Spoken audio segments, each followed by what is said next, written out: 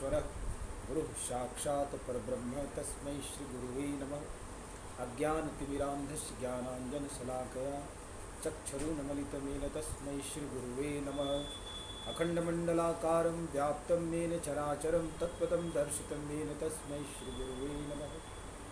ॐ चन्द्रमा मनसो जातः चक्षुः सूर्यो यजायत श्रोत्राद्वायुश्च प्राणश्च मुखादग्निरजायते श्रीष्यते लक्ष्मीश्च पत्न्या वहोरात्रे पार्श्वे नक्षत्राणि रूपम् अश्विनौ व्याप्तं ईशानिशाणयममैशाण सर्वलोकं मयीशाण त्रिदण्डहस्तं स्तयज्ञसूत्रं काषाय वस्त्रं लसदूर्ध्वपुण्ड्रं रथाङ्गशङ्खाङ्कितबाहुमूलं रामानुजार्यं शरणं प्रपद्ये।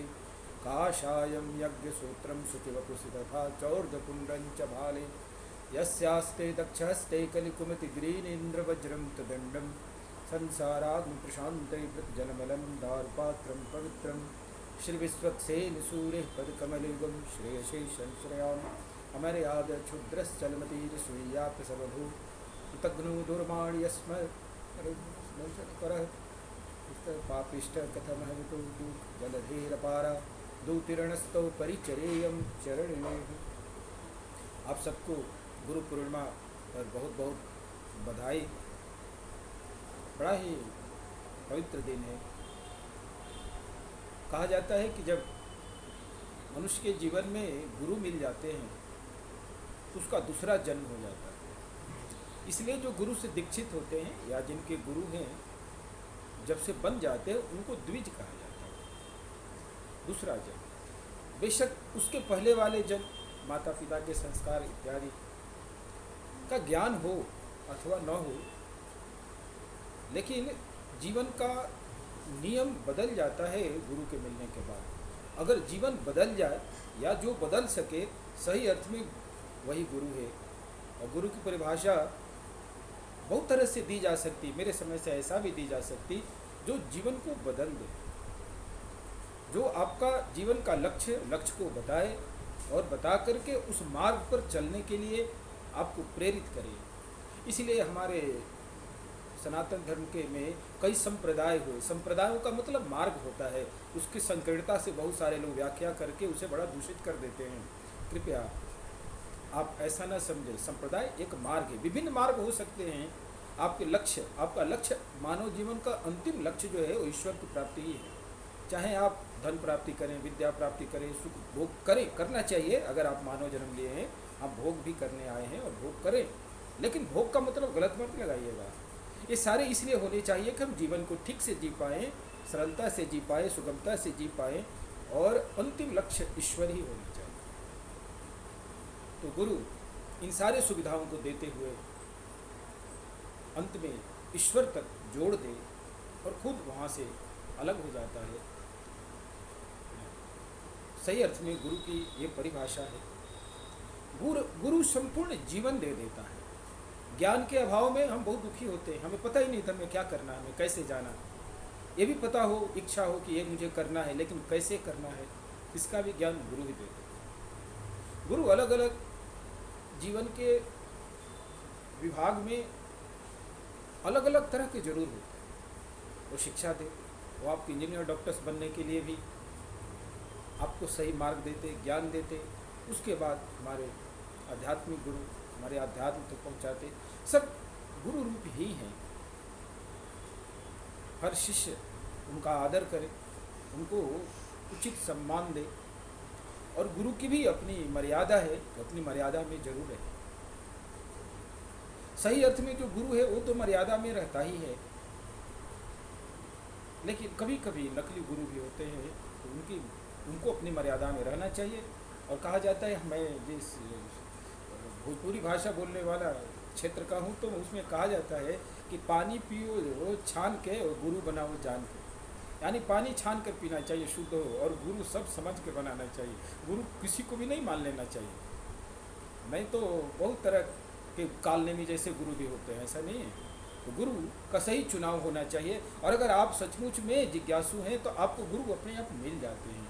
गुरु का मिलना एक बहुत बड़ा सौभाग्य है। ये आपके भाग्य पे भी निर्भर करता है और आपके परिश्रम पर, ईश्वर की कृपा पे भी करता है।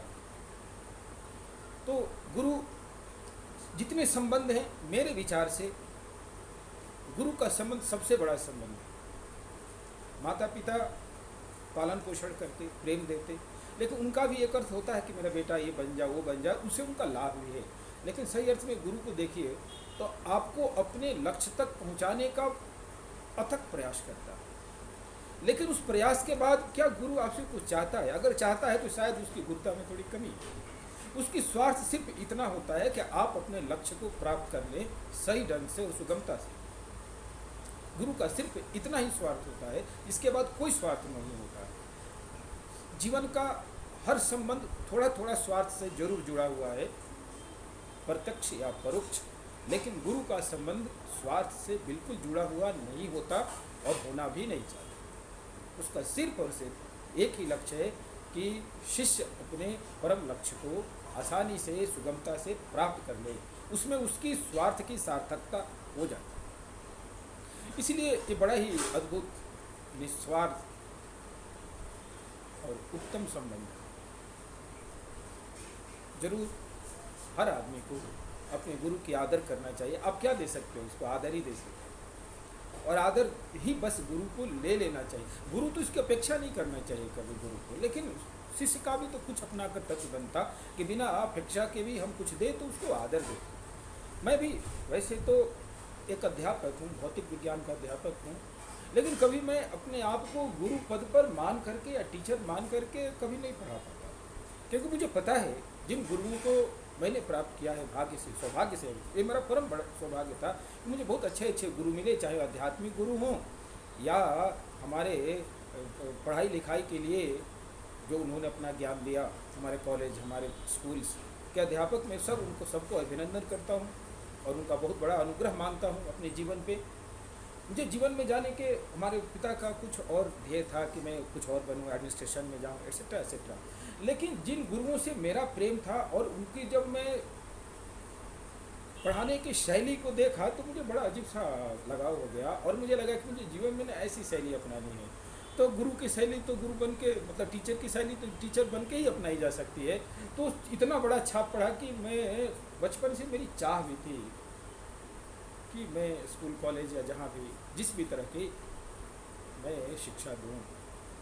लेकिन उनके गुरु का पहला, हमारे धर्म ग्रंथों में पहला गुण बताया गया है कि गुरु को समय के अनुसार चलना चाहिए, उसका समय नियंत्रण में होना चाहिए और वो रूटीन होना चाहिए। ये पहला ही गुण मुझ में बिल्कुल नहीं है। मैं कभी लेट, कभी पहले हो जाता।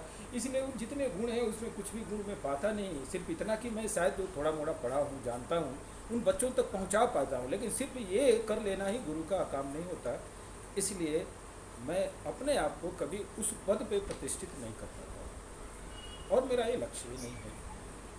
जो मुझे किसी और से मिला है, अगर मैं उसको दूसरे को ना बांटूँ तो बहुत बड़ा अपराध होगा। इसलिए उस अपराध से बचने के लिए कोशिश करता हूँ कि मैं अपने विद्यार्थियों तक ले जाऊँ, लेकिन गुरु पद स्वीकार्य नहीं है इसलिए कि मैं अपनी योग्यता मान नहीं पा रहा हूँ।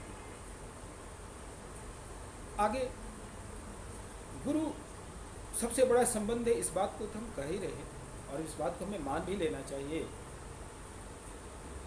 गुरु पद पे आने के बाद अगर हमें कोई अवगुण हो तो उस अवगुण को तुरंत त्याग देना चाहिए। शिष्य को गुरु के गुण को देखना चाहिए। हालांकि हमारे धर्म ग्रंथ तो ऐसा कहते हैं, मेरे गुरु खुद, जो मेरे आध्यात्मिक गुरु थे श्री त्रिदंडी स्वामी जी महाराज थे, कहना ठीक नहीं, बेशक उनका भौतिक शरीर संसार में नहीं है, लेकिन गुरु तत्व कभी भी कहीं जाता नहीं। शिष्य के लिए गुरु कभी मरता नहीं। तो मैं तो प्रेजेंस ही मानता हूँ उनका, उनके विचार, उनके शिक्षा, उनके संस्कार हमेशा मेरे आसपास हैं और रहेंगे। तो गुरु तत्व तो अमर तत्व है।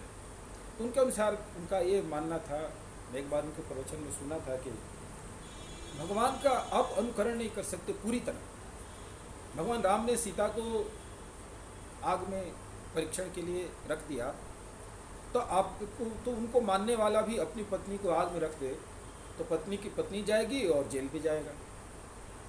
भगवान कृष्ण के 1008 रानियाँ थीं, अगर अगर उनको मानने वाला 1008 शादियाँ कर ले तो उसका घर पता न क्या हो जाएगा है। हम आपकी कल्पना मैं तो नहीं कर पाता हूँ, आप कर पाए तो ईश्वर को भी पूर्णतः अनुकरण नहीं करना चाहिए। ईश्वर से जो लेना है वो लेना चाहिए, लेकिन गुरु का चरित्र ऐसा होना चाहिए कि पूर्णतः शिष्य उसका चलना, उनका बोलना, उनका रहना सिर्फ देखकर ही बहुत बड़ी शिक्षा ले ले।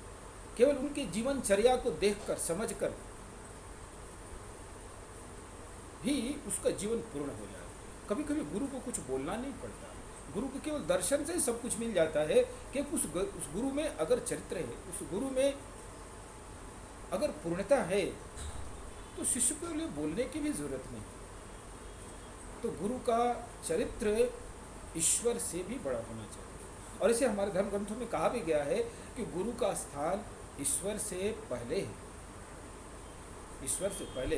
हनुमान जी की वंदना जब हम करते हैं हनुमान चालीसा में, तो एक जगह तुलसीदास जी लिखते हैं कि कृपा करहूँ गुरुदेव की नाई। वो कृपा के लिए ऐसा नहीं कहते हैं कि राम जी जैसा कीजिए, परम पिता परमेश्वर जैसा कीजिए। वो कृपा करने के लिए ना गुरु को की संज्ञा देते हैं और कहते हैं कि कृपा मेरे गुरु जैसा आप कीजिए। यानी उससे बड़ा कृपालु कोई और नहीं हो सकता, क्योंकि जिसके चलने से, जिसको देख लेने से, जिसको सुनने से हर तरह से केवल हमें सीख ही मिलती हो, हमें शिक्षा मिलती हो, हमें ज्ञान मिलता हो, हमारा विकास होता हो। तो गुरु का पद एक बहुत बड़ा जिम्मेवारी का पद है। गुरु पद पे बैठने वाले लोग इस जिम्मेवारी को मानते हैं और मानना चाहिए अगर नहीं है तो। और शिष्य को के लिए गुरु से बड़ा कोई नहीं, गुरु से बड़ा। वैसे तो आध्यात्मिक गुरु तो एक ही होते। हमारे दत्तात्रेय जी ने 24 गुरु बनाए, हमारे श्रीमद् भागवत में वर्णन है। तो जहाँ से भी शिक्षा मिले, धुआं से मिले, पानी से मिले, धुआं हमेशा ऊपर उठता है, वो भी हमारा गुरु। दुनिया का एक एक कण अगर हम शिष्य बनना चाहें तो हमें गुरुता प्रदान कर सकता है। बस हमें ये सोचना है कि हम गुणों को ग्रहण करना चाहते हैं कि अवगुणों का। कई बार आप देखे होंगे सबके अवगुण निकालने में हर आदमी, बहुत आदमी माहिर होता है। देखेगा तो सबसे पहले उसको अवगुण पर ध्यान जाएगा। अच्छा इसमें ये कमी थी, ये तो कमी रह गई, सब कुछ ठीक है, लेकिन मालक के बाद एक जरूर उसका स्टेटमेंट रहेगा। शिष्य को हमेशा अगर कहीं कुछ अवगुण देखे ही नहीं पहली बार, सिर्फ वो चुन ले गुणों को, सब में चुने। और गुरु तो ऐसा होना ही चाहिए कि चुनने के बाद भी अवगुण से उसमें दिखे ही नहीं। तो आज का दिन गुरु को समर्पित है। मैं कॉलेज में भी पढ़ा, बड़े अच्छे टीचर्स मिले, स्कूल्स में, मैं सबको धन्यवाद देता हूँ। मेरे पिता भी एक गुरु थे, मतलब एक शिक्षक थे और बहुत अच्छे शिक्षक। मैं उनको भी पिता रूप में भी और गुरु रूप में भी प्रणाम करता हूँ। माँ तो सबकी प्राथमिक गुरु होती है, ये समाज गुरु होता है। जिस रूप में हमें जिसने शिक्षा दिया, मैं सबको उस रूप में प्रणाम करता हूँ। मैं वैसे तो कानिकुब्ज ब्राह्मण परिवार का, भारद्वाज गोत्र का हूँ। मुझे जाति नहीं बतानी, बट मैं एक बात कह रहा हूँ कि और मेरे आध्यात्मिक गुरु भी रहे रामानुजा संप्रदाय, वैष्णव संप्रदाय में, श्री संप्रदाय के रामानुज संप्रदाय में श्री विश्वक सेन सूरी जी त्रिदंडी स्वामी जी के नाम से यूपी बिहार में काफ़ी फेमस रहे। उनके अभी परंपरा शिष्य में वर्तमान जीएल स्वामी जी हैं। तो श्री त्रिदंडी स्वामी जी महाराज का मैं शिष्य रहा हूँ और उनके जीवन पद्धति को थोड़ा देखा हूँ और देख करके अपने में उतारने की कोशिश किया हूँ। शायद मैं एक अच्छा शिष्य बन पाऊँ। गुरु की तो अभी कल्पना इस जीवन में नहीं कर पा रहा हूँ। मैं एक अच्छा शिष्य बन पाऊँ, इसके लिए मैं अपने गुरु से आशीर्वाद मांगूंगा इसके दिन। और मैं चाहूँगा कि सबका कल्याण हो, सबको अच्छा गुरु मिले। आप सौभाग्यशाली हैं, इसका सबसे अच्छा प्रमाण है कि आपको अच्छा गुरु मिल जाए। आपको सब कुछ मिले लेकिन गुरु अच्छा नहीं मिले तो आप उतना सौभाग्यशाली नहीं है। मुझे भौतिक चीज़ें मिली न मिली मेरी कोई शिकायत है ही नहीं, मुझे चाहिए ही नहीं, लेकिन मुझे गुरु मिले, इसलिए मैं किसी भी सौभाग्यशाली से मैं अपने को परम सौभाग्यशाली मानने का ये अभिमान कर सकता हूँ। और आपको पुनः गुरु पूर्णिमा के बहुत बहुत धन्यवाद। नमस्कार।